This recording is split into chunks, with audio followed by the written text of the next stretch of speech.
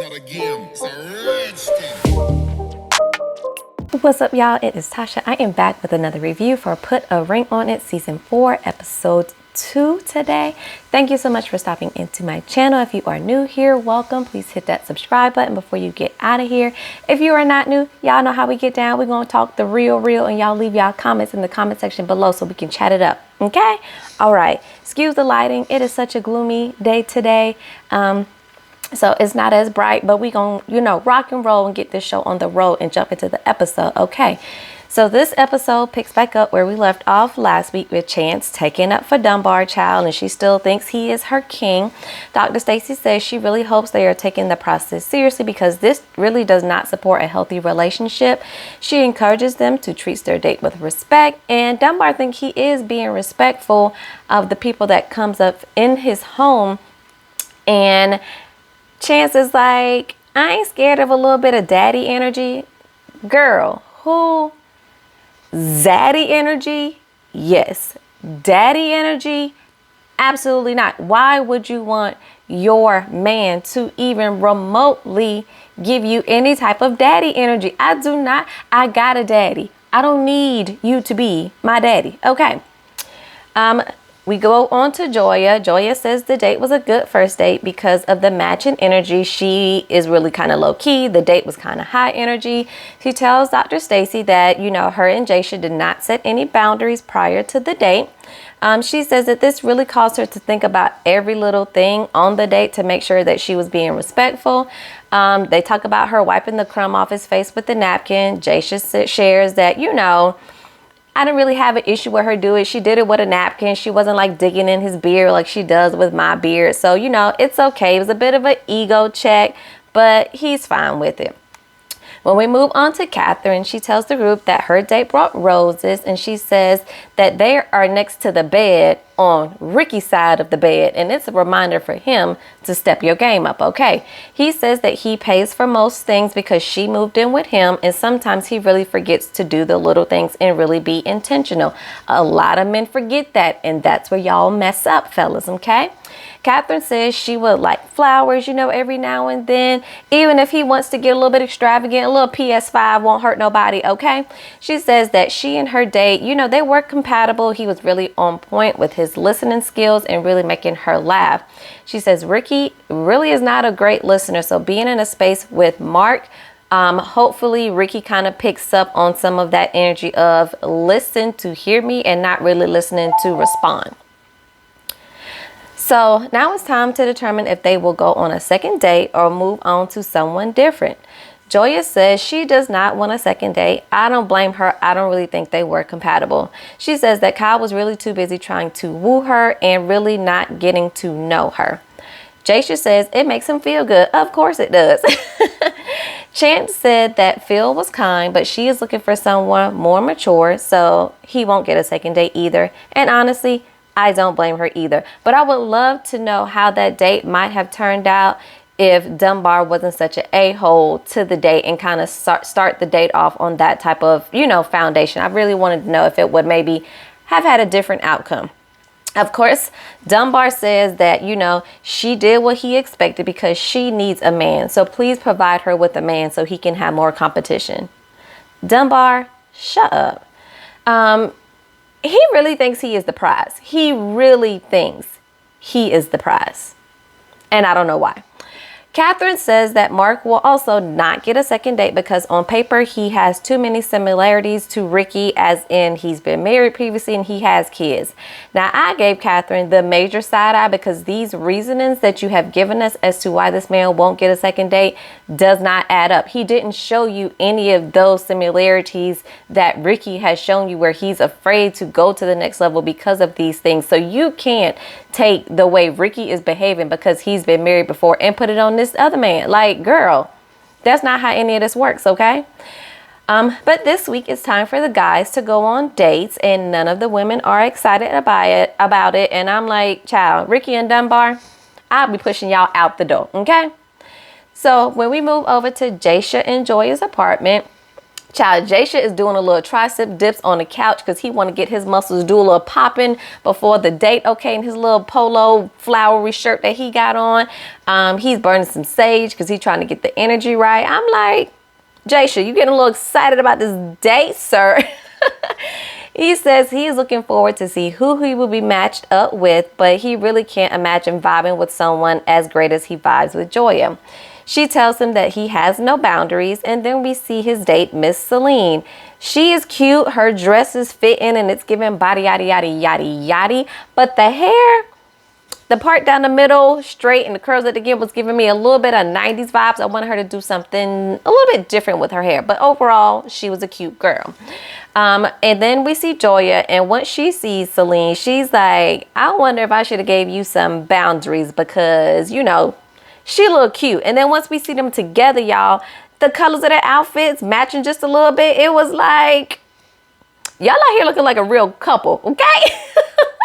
But Joya says she respects the process. She is trusting her man, and she is allowing the process to do what it is supposed to do as she guzzles the last bit of her wine, child. We'll see next week how this ends up, okay? Over at Ricky and Catherine's house, Ricky is nervous because he said he hasn't been on a date with anyone other than Catherine in a long time. But as a matter of fact, he hasn't taken Catherine out in a while. And I'm like, what? You ain't taking her out. You ain't giving her no flowers. Like, what is y'all doing? What is y'all do? Your kid don't live with you full time. She has no kids.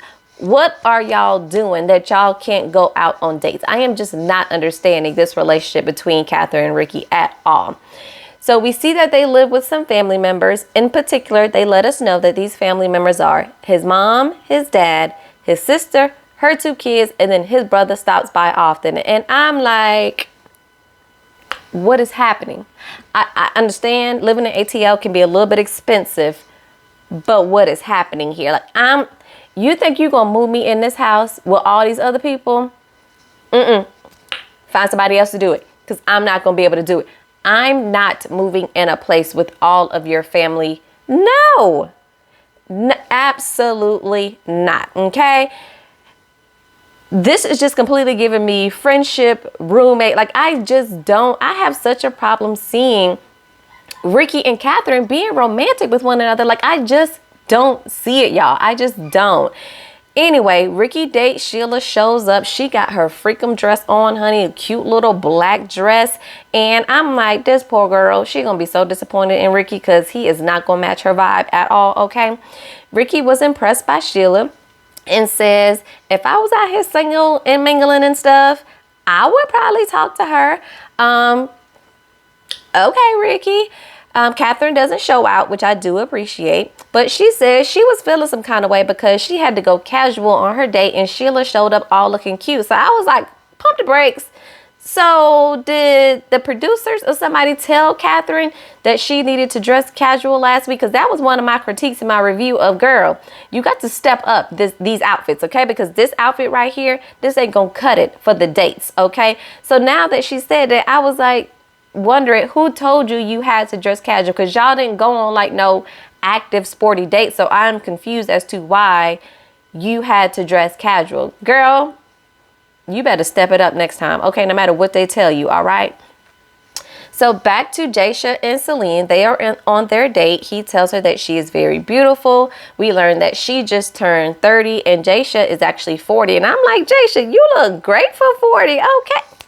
I'm almost 40 myself, and I'm like, come through, okay? Come through. They talk about astrology and meditation, and that's something that they both have in common. They also both love to travel, and we learned that they both can, you know, speak a little bit in Spanish and have that communication with one another, which was really cute. You can tell that he was very much so impressed.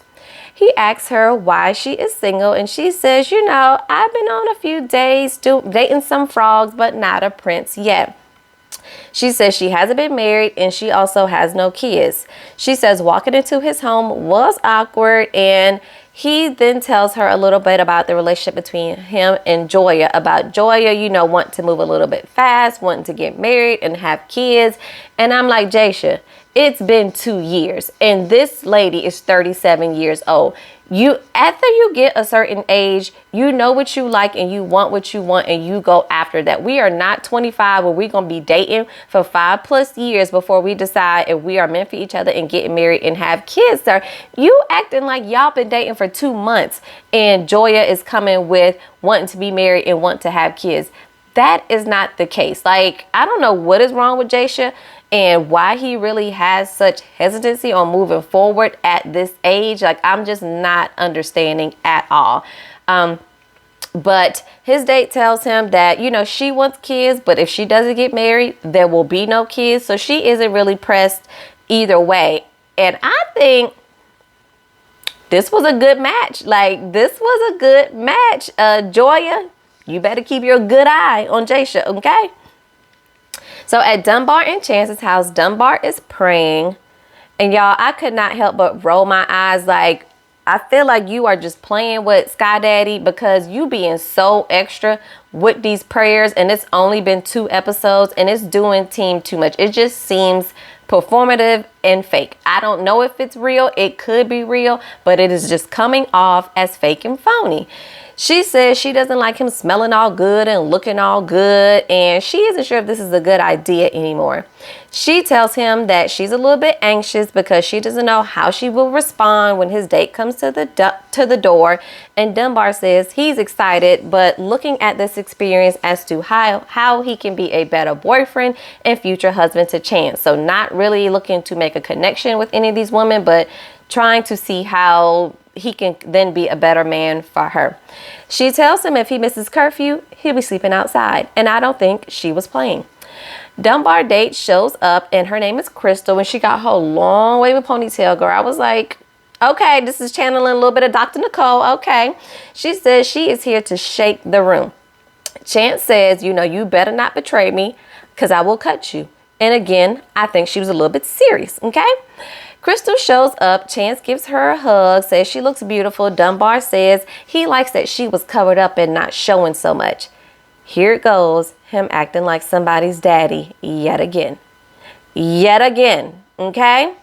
Chance asks what she is looking for in a man. She starts to talk, and as she is talking, Chance then goes to sit on Dunbar's lap because she needs to reclaim her throne. Girl, don't nobody want Dunbar but you, okay? So Dunbar and Crystal, they go to a bar. He asks her her first impression and she says, I thought you were Tay Diggs. I said, girl, girl, you thought he looks like about 10% Tay Diggs, okay? And she says, I didn't realize it wasn't him until she said your name. Girl, let's not. No, let's not.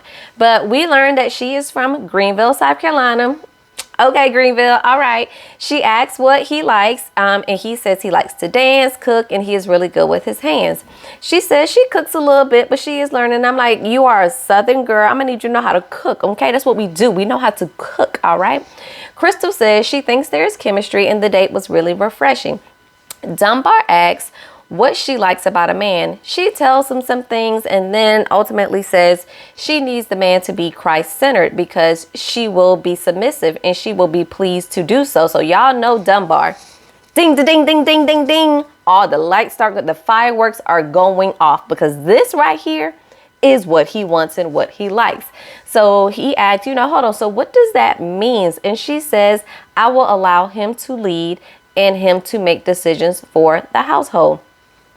And I don't have no problem with that. As long as you can show me that I can trust you to do those things, I have no problem turning over all control to you. Dunbar just ain't showing me quite yet that I would be able to trust you to act like a man and not act like a child. So we'll see how that goes the rest of the season. He tells her that, the woman he wants to marry has to put Christ first. Crystal shares that she is a minister. And I was like, what? I said, y'all really out here giving the women some competition. And I don't appreciate that y'all gave the women these whack ass dates last week. And now we get the men and they have some pretty decent selections to choose from on Production, y'all better do better by these women the next time. But seeing from the preview, it don't look so, okay? We move over to Ricky and Sheila's date at a Caribbean restaurant. She asks how his girlfriend feels about him being on a date because he is blushing pretty hard, honey. He says he wants her help to really see how, he can be a better man for Catherine after giving her some information about, how their relationship is going. And I'm like, this is a date for the two of you. It ain't her job to be the therapist between you and Catherine to figure out what y'all problem is and how you can do things better. Excuse me. She tells him that she's a bit of a tomboy and likes to do adventurous things. She says that she is 35 and honey, she looks amazing. Black don't crack. She doesn't have any kids. He asks how she feels about dating men with kids because of course he has a son, and she says she doesn't mind. She just really wants to know what the relationship is like between him and the child's mother. Ricky says that Catherine feels like he breaks boundaries with his ex. So he gives us an example of, his ex, whatever she does, she be out late at night working. So sometimes he will sleep on the couch at her place with their son. And I was like, but why the son can't come to y'all's house? Why do you have to go to her house and sleep on the couch? I need to know more. What are the dynamics? Why? Is it because of school, distance? Like, what is the issue as to why you have to sleep over at her place? Because I would be giving you the side eye as well. Ricky says that Sheila is a lot more understanding with this. And I'm like, of course she is, because she does not have to be fully involved with you as Catherine does. This is just the first date for her. So, she can take it or leave it, whatever. At Dunbar and Chance's house, she says that she fell asleep. So she's catching up with him the next morning and says she's glad that, he went on a date with a woman that, seemed to be a little bit more wholesome. They are preparing for Dr. Stacy to visit, and because they are having a one-on-one session with her. And Dunbar says he really wants to know how he can properly love an independent woman. Y'all, now we getting somewhere. We seeing why Dunbar has all these insecurities that's showing up. Little man syndrome, okay? Dr. Stacy shows up looking fabulous, honey. And they're a little bit nervous because they think she's about to get in their ass, okay? She tells them that, she was intentional about them being the first couple she sat with because she was really confused because Dunbar wants somebody that's submissive. Chance says she's taking care of him in that area, so she isn't sure really what is wrong. Dunbar says that there are some situations where she asks her father his opinion on things before she asks him. He gave some examples, basically like just some generalizations about, they were moving, her investing, her book, etc., etc. Chance says this really hasn't been an issue, and I feel like Dunbar is just, pulling out stuff at this point. They asked Dunbar to give them like straight up situations, facts, and he really can't provide any. He says that he just can't handle a strong, independent woman. And I said, mic drop, that is the issue. This clearly explains why you go overboard in situations where you feel like you have control over, because you really don't have that control over Chance in this relationship. So when you can boss around the date that comes in here, that makes you feel better about yourself. When you can chest up and boss up to Dr. Stacy in these meetings, that makes you feel good because you don't have this level of control over Chance because she is so independent and you don't know what to do with that. Boy. So Dr. Stacy wants to speak with Dunbar alone to see how his past is influencing his behavior now. So Chance leaves, and as soon as she leaves, y'all, you can already see Dunbar is getting some swelling behind the eyes. He is about to let the floodgates open, okay? She tells him that she feels like he has some fear with Chance, and he admits that it is a lot of fear with her. I don't know if this is fear of her, like truly afraid of her, or afraid of losing her. We didn't get that far in the conversation today, but he tells Dr. Stacy that he has something to tell her that he has never told anyone before, and he starts to really cry and the episode goes off. So we are left on this bit of a cliffhanger. So we'll tune in next week to see what this is, whether Dunbar really has something significant and important to share, or if he is just being a bit dramatic. I'm not sure which way to go yet, okay? Next week, it looks like the women will be going out on dates with their exes. And yet again, I'm like, why do I feel like the women are being set up with these trash dates while the men seem to have got much better options this week? I'm not liking this because I feel like it's giving, of course, the men like truly things that they need to consider and giving the women true competition when the women are just kind of going out on dates that we know are probably not going to lead to anything. So I'm gonna need this season to definitely get better with the dates when it comes to the women, because right now I don't appreciate it. I don't appreciate it at all. But let me know y'all thoughts on this episode this week. Drop down in the comments below and we will chat it up there, and I'll catch y'all same time, same place next week. Peace.